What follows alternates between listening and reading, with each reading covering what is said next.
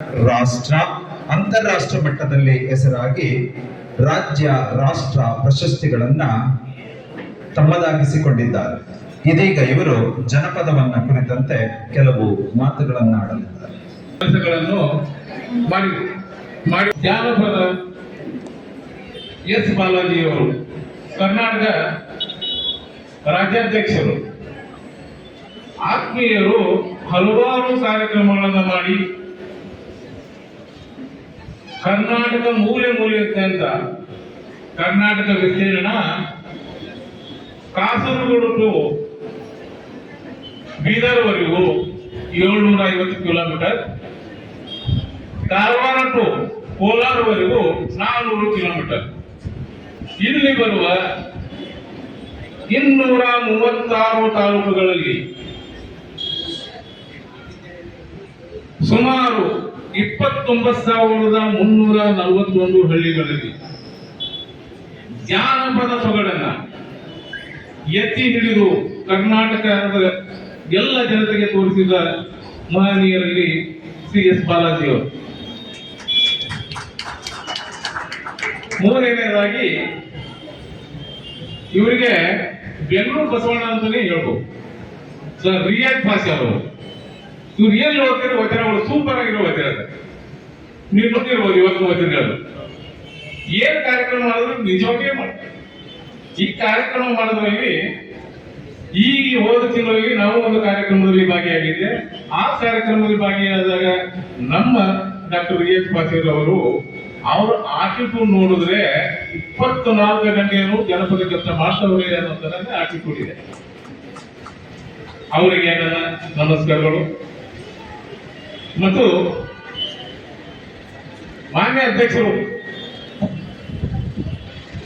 ದಾಸರಳ್ಳಿ ವಿಧಾನಸಭಾ ಕ್ಷೇತ್ರ ಜನಪದ ಪರಿಷತ್ತಿನ ಶ್ರೇಷ್ಠ ವ್ಯಕ್ತಿಗಳು, ಸಾಹಿತಿಗಳು, ನನ್ನ ಆತ್ಮೀಯ ಸ್ನೇಹಿತರು, ಹಲವಾರು ಬುಕ್ಗಳನ್ನು ಬಿಡುಗಡೆ ಮಾಡಿದಂತ ಅತ್ಯುನ್ನತ ಭಾಷಣಕಾರರಾದ, ಗಾಯಕರಾದ, ಜನಪದ ಗಾಯಕರಾದ ಶ್ರೀ ವೈದ್ಯ ಜಯದೇವರವರಿಗೆ ನಮಸ್ಕಾರಗಳು.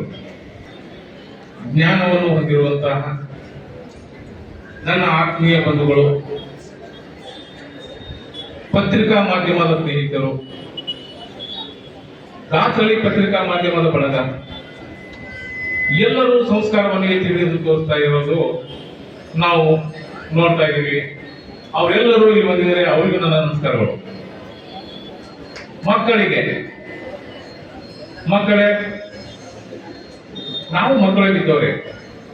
ಮಕ್ಕಳಾಗಿ ಬಂದಾಗ ಈ ತರ ಶಿಸ್ತು ನಮಗೆ ಗೊತ್ತಿರಲಿಲ್ಲ. ಮುನ್ರಾಜಣ್ಣವ್ರು ಹೇಳಿದ್ರು, ಕೆಳಗಡೆ ನಿಂತುಕೊಂಡು ಬಂದಿದ್ರು, ನಾವು ಕೆಳಗಡೆ ಕೂತ್ಕೊಂಡು ಹೇಗೆ ಕಲ್ತಿದ್ರು. ಸಂಸ್ಕಾರ ನಮಗೆ ಬೆಳೀತಾ ಬಂದಿರೋದು. ಇವು ಇನ್ನೂ ಕೆಲವೊಂದು ಸ್ಕೂಲಲ್ಲಿ ಕೆಳಗಡೆ ಕೂತ್ಕೊಳ್ಳೋದು ಇದೆ, ನಿಮಗೂ ಗೊತ್ತಿದೆ, ಕೇಳಿರ್ತೀವಿ. ಬಟ್ ಶಿಸ್ತು ಅನ್ನೋದನ್ನ ಉಪಯೋಗಕ್ಕೆ ಬರುವುದು ಆಯಾ ಕಾಲೇಜಿನ ಸಂಸ್ಕಾರದಲ್ಲಿ. ಅದನ್ನು ನಾವು ಅರ್ಥ ಮಾಡ್ಕೋಬೇಕು. ಇದನ್ನ ನಾನು ಹೇಳ್ತಾ ಈಗ ಜಾನಪದ ಬಗ್ಗೆ ಹೇಳಬೇಕಾದರೆ ತಮಗೆ ನುಡಿಮತ್ತೊಂದು ಹೇಳಲೇಬೇಕು. ಒಂದು ಗಾದೆ ಇದೆ, ಒಂದು ಮಂತ್ರ ಇದೆ, ಒಂದು ಶ್ಲೋಕ ಇದೆ. ನಾವು ಹೇಗೆ ಬದುಕಬೇಕು ಅನ್ನೋದನ್ನ. ಕರಾಗ್ರೆ ವಸತೆ ಲಕ್ಷ್ಮಿ, ಕರಾಗ್ರೆ ವಸತೆ ಲಕ್ಷ್ಮಿ, ಕರ ಮಧ್ಯೆ ಸರಸ್ವತಿ, ಕರಮೂಲೆ ಸ್ಥಿತಿ ಗೌರಿ, ಸುಪ್ರಭಾತೆ ಕರದರ್ಶನಂ. ಇದರ ಅರ್ಥ ಏನಂತ ಹೇಳಿದ್ರೆ, ಕರಾಗ್ರೆ ವಸತೆ ಲಕ್ಷ್ಮಿ ಅಂದ್ರೆ ನನಗೆ ಹಣ ಸಂಪಾದನೆ ಮಾಡೋದಕ್ಕೆ ದಾರಿ ಮಾಡಿಕೊಡು. ನಾನು ಹೇಗೆ ಸಂಪಾದನೆ ಮಾಡಬೇಕು ಅಂತ ಹೇಳಿದ್ರೆ, ನನಗೆ ವಿದ್ಯೆ ಇರಲಿ, ಸರಸ್ವತಿ ಅಂದ್ರೆ ನನಗೆ ವಿದ್ಯೆ ಇರಲಿ. ತದನಂತರ ಅದನ್ನ ನನ್ನ ಸ್ಥಿತಿಯಾಗಿರ್ಲಿ ಅಂತ. ಇವತ್ತು ನಾನು 1 ಲಕ್ಷ ಬಂದು ನಾನು ಲಾಸ್ ಮಾಡ್ತೀನಿ ಅಂತ ಅವೆಲ್ಲ ಆಗಲ್ಲ, ಅದು ಸ್ಥಿತಿಯಾಗಿರ್ಲಿ ಅಂತ. ಸುಪ್ರಭಾತೆ ಕರದರ್ಶನ. ಸುಪ್ರಭಾತೆ ಅಂತ ಹೇಳಿದ್ರೇನು? ಬೆಳಗ್ಗೆನೆ ಅಂತ. ಸುಪ್ರಭಾತ ಅಂತ ಬೆಳಗ್ಗೆ ಅಂತ. ಬೆಳಗ್ಗೆನೆ ನಾವು ದರ್ಶನ ಮಾಡುವ ನಂತರ ಇರ್ತದೆ. ಈ ಆಧಾರದ ಮೇಲೆ ನಾವು ವಿದ್ಯೆ ಕಲಿಬೇಕಾಗುತ್ತೆ. ಈಗ ವಿಷಯಕ್ಕೆ ಬರೋಣ. ಜಾನಪದ ಪರಿಷತ್ತು ವಿಷಯದಲ್ಲಿ ಬಂದರೆ ನಮ್ಮ ಭೂಮಿಕಾ ಫೌಂಡೇಶನ್ ಅದ ಅಭಿನೇತ್ರಿ ಅಧ್ಯಕ್ಷರು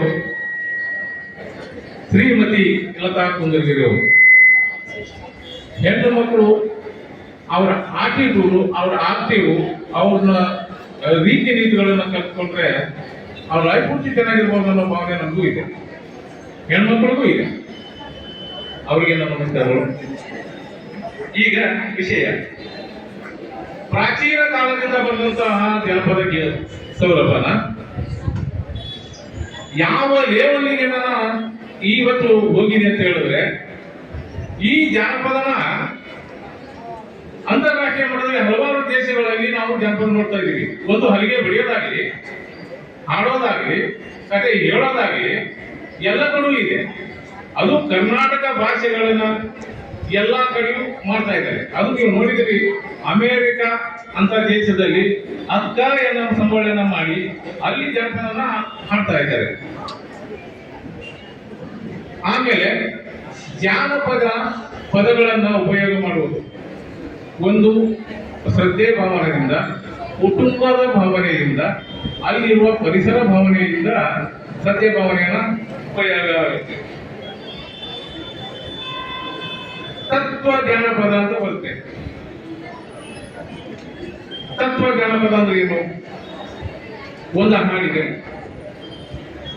ಹಾಲಕ್ಕಿ ಹೂವಿಲ್ಲ, ಸಾಲಕ್ಕೆ ಕೊನೆಯಿಲ್ಲ, ಜಾಲಿಯ ಮರವು ನೆರವಲ್ಲ, ಜಾಲಿಯ ಮರವು ನೆರವಲ್ಲ ನನ್ನ ಮಗಳೇ, ತಾಯಿಯ ಮನೆಯೂ ತಿರಬಲ್ಲ. ಇದನ್ನ ಕೇಳ್ತೀರಿ, ತತ್ವಪದ ಅಂತಾರೆ. ಬೇಡ ಎಡವರಿಗೆ ಕೊಡಬೇಡ, ಹೆಣ್ಣು ಹಡಿಯಲು ಬೇಡ ಎಡವರಿಗೆ ಕೊಡಬೇಡ, ಹೆಣ್ಣು ಹೋಗುವಾಗ ಅಳಬೇಡ ಮಗಳೇ, ಸಿಕ್ಕಾಗಿ ಶಿವನ ಭಯಗಾರ, ಸಿಕ್ಕಾಗಿ ಶಿವನ ಭಯಗಾರ.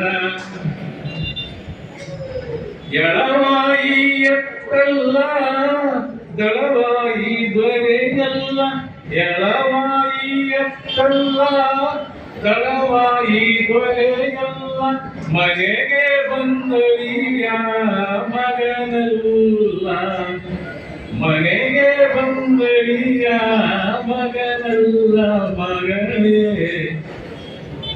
ತಾಯಿಯ ಮನೆಯೂ ಸ್ಥಿರವಲ್ಲ. ಇದು ಜಾನಪದ. ಜಾನಪದ ತತ್ವಪದ ಅಂತ ಕಾಣಿಬೇಡಿ ಪ್ರೀತಿ ಮಾಡಿನಿ ಗೆಳತಿ ನಿನ್ನ, ಕಾಯು ತನಕ ಮರೆತಿಲ್ಲ ಗೆಳತಿ ನನ್ನ ಪ್ರೀತಿನ, ನನ್ನ ಮುತ್ತಿನ ಮಾವನ ನಿನ್ನ ಮುತ್ತಿನ ಸೊಸೆ ನೀನ.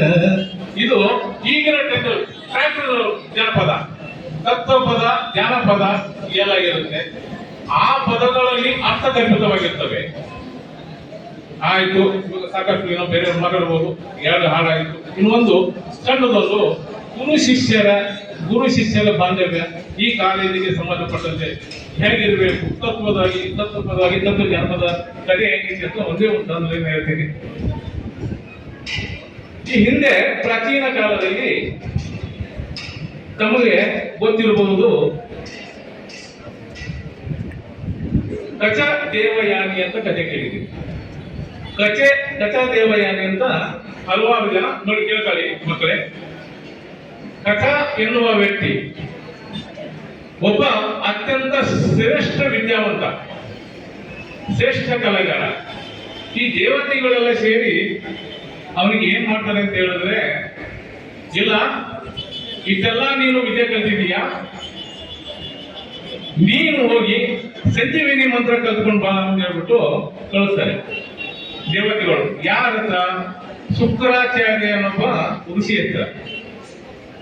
ಹೋದಾಗ ಶುಕ್ರಾಚಾರ್ಯ ಹೇಳ್ತಾನೆ, ಇಲ್ಲ ಹಾಗೆಲ್ಲ ನಾವು ಕಳ್ಸಂಗಿಲ್ಲ, ನಾವೆಲ್ಲ ಹಾಗೆಲ್ಲ ಕಳ್ಸಂಗಿಲ್ಲ ಅಂತ ಹೇಳ್ತಾನೆ. ಕಲಿಸಲೇಬೇಕು ಅಂತ ಅವ್ನು ಹೇಳ್ತಾನೆ. ಇವತ್ತು ದೇವಮಾನವಗಳಿಂದ ಬಂದವರು ಅಂದ್ಮೇಲೆ ಆಯ್ತು ಅಂತ ಹೇಳ್ತಾರೆ.